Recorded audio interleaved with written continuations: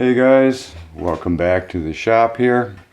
I know I haven't done a video for quite a while, and there's a good reason for it, why I haven't been able to do anything.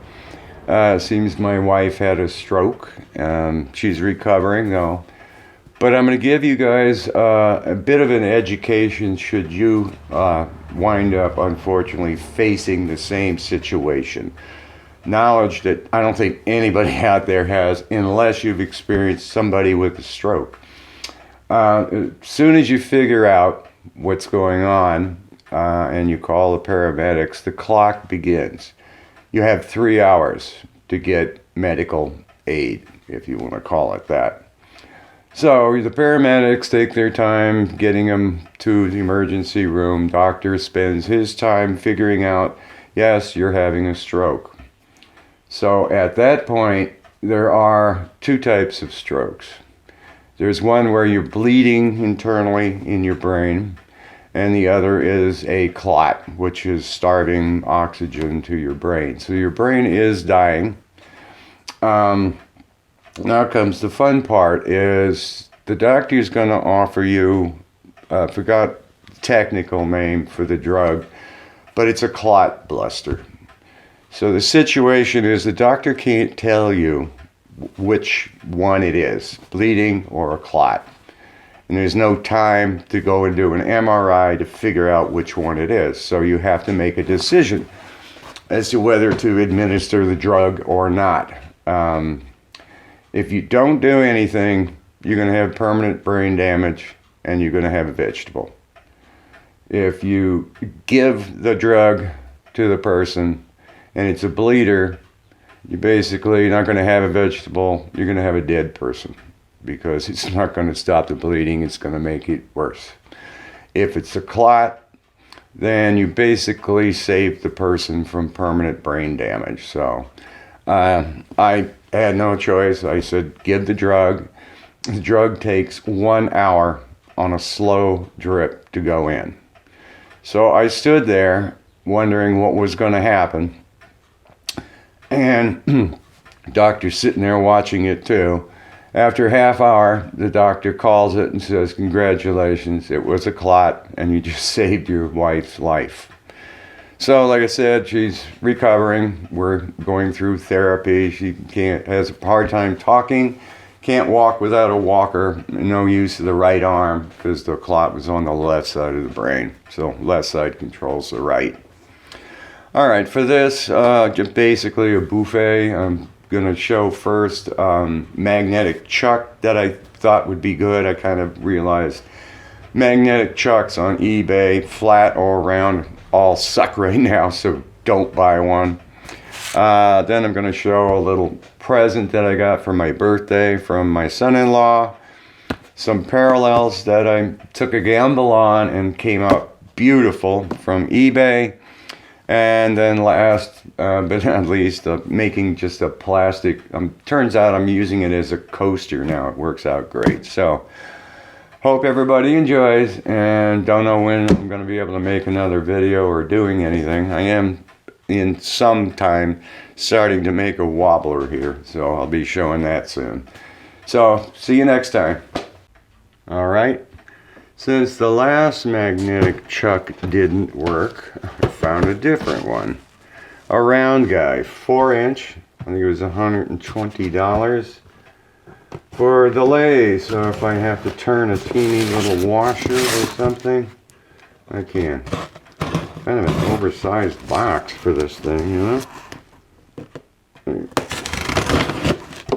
Wait, it's cut right through the invoice. Oh well. Invoice me. Okay, yeah, I know. Alright, let's hope for a better outcome. That's the paper. Wow. And it's in a beat up box. Oh, great. What is this? Magnetic chuck round 4-inch. Boy, is that beat to death. I don't know. I think I'm going to give up on Chinese magnetic chucks. Oh, the whole side's flopping out on it. Well,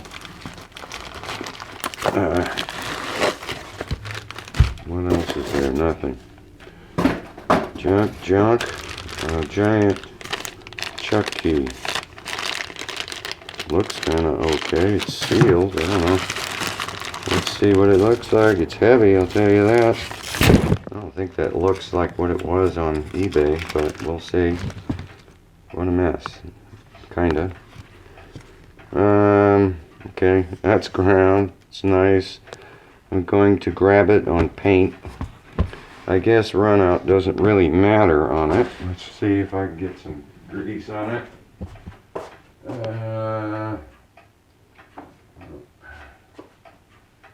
Alright, I'm just going to use my cutting fluid here because that should dissolve anything. So it looks terrible. Hope it cleans up. Hope it cleans up, huh? Well, I think that's dissolving. Oil on my thing. It is ground, so I don't know. Alright. That mark is not coming out. Junk down in the groove here. Alright, I guess I'm gonna... Wow, this is like shavings down in here. Yo, that is definitely metal. From something. Whatever they did to grind it. I don't even think that's too coarse to be grinding. So I don't know what in the world that is. Alright, I'm gonna mess around off camera. Alright, you guys saw I never ripped anything here. There's tape on this. So this has obviously been packaged. It was ripped open by somebody, repackaged and sent back. This guy does not turn off. I've moved that lever every which direction. I had a heck of a time trying to get a piece of 1018 off of it because it does not turn off. The magnet's always on. That's just kind of a weird label. I'm just looking to see if there's double tape on this that it was repackaged. But boy, is this box beat up, rusted bad. So another failure here to get a magnetic chuck. This guy, I'm going to rewrap it up and send it right on back. So I think I'm going to give up on magnetic chucks. Jeez, is that box bad? The bottom, everything. It's probably why they taped it so much. Doesn't look like it's been resealed. That's, yeah, I don't see any extra tape on it. Oh well. Yeah, I know I'm not too close up here. I feel like putting the camera all, special. Yeah, I probably should have, but just wanted to share this thing. This is cool. My future son-in-law. He's not a machinist or anything. He's a head mechanic on one of the destroyers. So he takes care of everything, engines to, generators to air conditioning. Anything breaks on the ship, he takes care of it. But for my birthday, he decided to make this cool little guy. Now, yeah, I did make the base because he's not, he doesn't have a lathe. But he did everything else.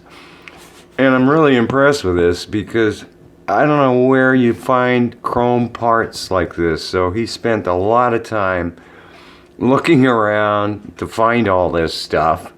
Even like this guy, the head is thicker than the body pieces. So that's crazy. And to get it where the face is flush, you get the right washer in there so when you tighten it down. And how he managed to get this flush on, what is that? I think this is a 12 TPI thread. It was next to impossible, but he got everything lined up. The one curious thing, this is a wood screw eyelet, and it spins around, and it doesn't come out. So, real curious on how he got that accomplished, And like I said, he doesn't have a lot of tools, and he manually filed this bottom flush and smooth.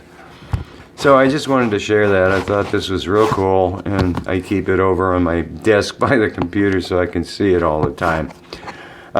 Next up, I like doing the videos, and I get a big kick when somebody contacts me because they saw something someplace in the video. The last buffet, Friday night buffet I did, somebody was impressed with the lights that I just happened to mention in the opening. Wanted to link to them because they said that they couldn't really see very well in the shop either. So on the same note, when you see something, one of my classic clamps, it goes on the CNC or the laser. This guy screws into a T-nut, and then I can run the back up and down here. But the problem is, with this rubber little piece, it usually just breaks right through it because the force is so high. And I do that because I don't want to really leave marks in the aluminum table that it's on. But I was watching the last Knackler's workshop video, and he was doing some drilling, and he was holding his material down with the same kind of clamp that he bought, but the back had a foot on it, and it's like, duh. So these are not easy to make either, you know, because they're, I don't know, his were thinner, they were like washers, but I don't know how you would be able to drill and tap and thread that something that thin unless his broke through and it was just Loctited. But this has got about 4 threads in there. So I used I think it was a 5mm or something end mill to just get a square bottom so I could thread it as far as I could. But yeah, I can easily unscrew them and stick them on this thing so that I don't mess the table up. So thank you for the idea, Knackler's Workshop. This should go right on there, right? Better go on there. Why are you not going on? They're both 1032s. It's not going in. There it is. Yeah, it's going in. Perfect. Yeah. So there it is. I'll keep from messing the table up.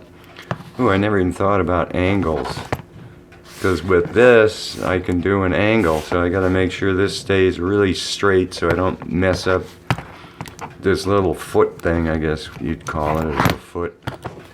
Okay, just wanted to share that, guys. Alright, here I am once again, desperate for something to do, and or something to find, buy, that will just thrill me, whatever. eBay, I think this was $60 or so. It was a nice looking set of setup blocks that were pretty darn small. So I figured, you know, what the heck. Oh wow, look at this rack in here. Jeez, and it's heavy. Yeah, there's a lot of them. Alright, how do you dig into this thing, huh? I guess you just start cutting it open. Okay, it's wrapped around the sides. Yeah. So, cut that, cut everything. We'll cut this. There. That silly old blade, it seems like it's doing pretty good. And I like recording everything. That way if there's some kind of damage or something's wrong, I've got it on tape. Gee. Wherever this guy got all this stuff. Fight. Throw it on the floor. Get rid of it. Oh, it's all wrapped. More tape. Well, I guess it's a good wrap job, huh? And there they are, all, oh great, they're all greased up. Oily. Yep, glove time. Alright, let me get some gloves. 1, 2, where are they? And a couple of paper towels. And get rid of the styrofoam trash can. Alright. Oh well, vacuum later. Yeah, the picture he didn't have oil all over him, but I guess he wanted them to not rust during shipping, huh? Crazy. Alright, always fun getting these on. These are Costco's, and I wish they'd bring them back. I'm almost out of them now. Alright. Yeah, I have to be setting them on this. We don't want to mark them up. Oh, this is cellophane, huh? Yeah, wow, man, he coated them. Look at this. Oh, well.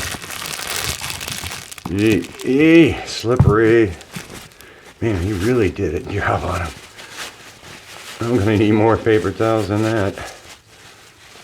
these suckers are loaded inside and out.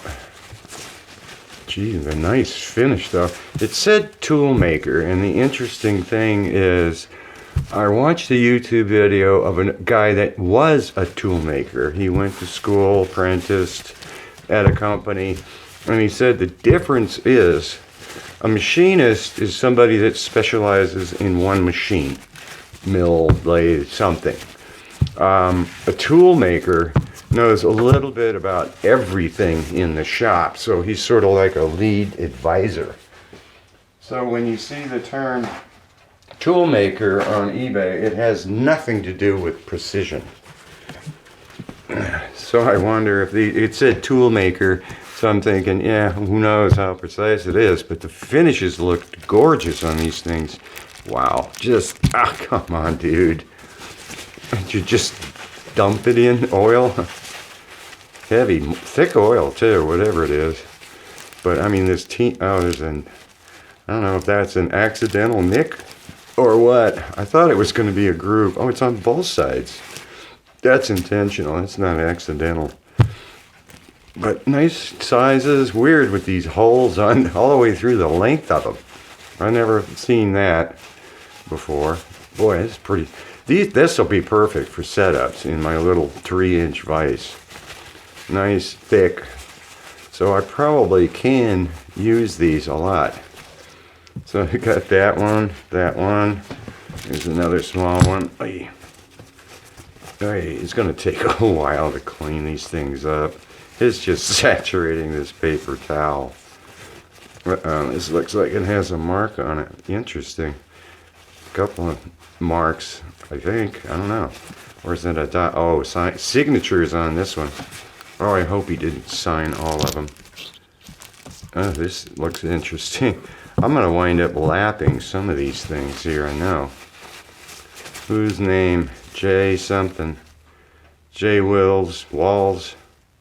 Huh. So that's the guy that made this, huh? And I hope his name isn't on. She's on everything. These are flat because these things are ringing together like crazy here. So, alright, so I guess I'm going to play with this off camera. Got them kind of cleaned up. I'm not sure if you guys can really see this finish on these things. It's just, I've never seen grinding look like that. And I had a really fine piece of sandpaper with WD-40 on the grade B. You slide it, it feels funny. It's just slick, like glass. But I put all these guys on the grade A with the Mitutoyo 10th indicator, and I don't see the needle move at all. So I didn't put that one up, but these guys I did, and it's just, the needle doesn't move. So these things are like perfection. Whoever made them, well, I guess it was this guy made them. J Walls, I think, yeah, that's an A. W-A-L-L-S. So this guy is pretty good, however he did this. But like I said, it's almost like a crosshatch pattern on some of them. There's like some marks in here, but I run the indicator over it. It's just shiny spots, and the needle still doesn't move. So I don't know what in the world those marks came from. Big shiny spot here on the end, sort of like a fly cutter maybe touched it. Doesn't move. Just strange. Oh wow, look at this. Broken out? Yeah, I think that I see marks in it. Boy, you drilled that really close to the edge, let me tell you. Not on this side. So the drill bit wasn't straight. It was angled. Interesting. Couldn't drill.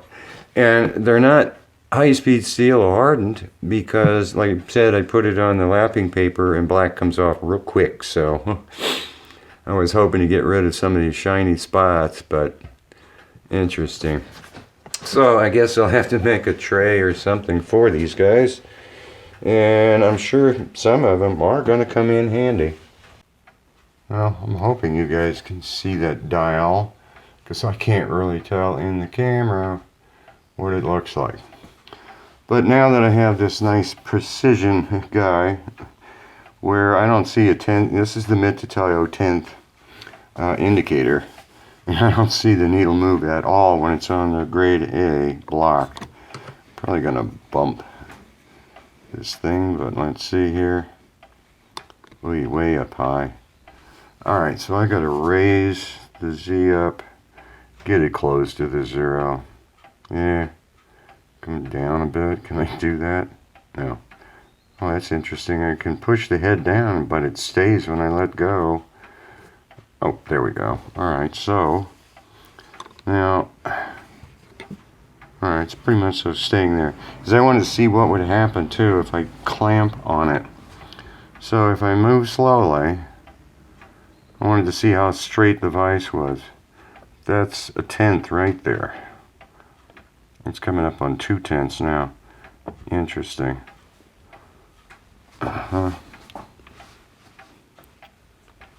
No, it's not going back to the 0. Oh yeah, it sort of is.